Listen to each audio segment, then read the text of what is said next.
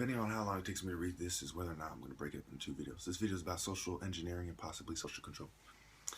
Wikipedia definitions, because they're good in this case. Social engineering is a discipline in social science that refers to efforts to influence popular attitudes and social behaviors on a large scale. Whether by governments, media, or private groups, social engineering can also be understood philosophically as a deterministic phenomenon. As Dr. R.D. Ingothrosson alluded to, a human being is a biological creature from birth, but is from then on shaped as a person through social influences, upbringing, socialization, and is in that sense, a social construction. A social engineer is one who tries to influence popular attitudes, social behaviors, and resource management on a large scale. Social engineering is the application of the scientific method for social concern. Social engineers use the methods of science to analyze and understand social systems so as to arrive at appropriate decisions as scientists and not as politicians. In the political arena, the counterpart of social engineering is political engineering. Decision-making can affect the safety and survival of literally billions of people, as expressed by German sociologist Ferdinand Tönnies in his study, The Present Problems of Social Structure.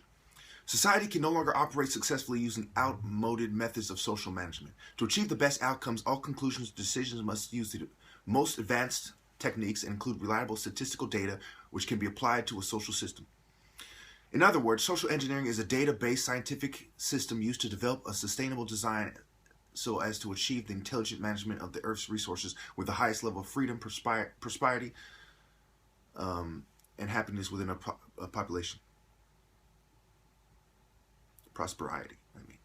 Fucking hell. Anyway, for various reasons, the term has been imbued with negative connotations. However, virtually all law and governance is the effect of seeking to change behavior and could be considered social engineering to some extent.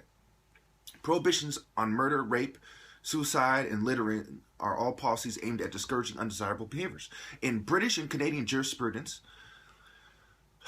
changing public attitudes about a behavior is accepted as one of the key functions of laws prohibiting it.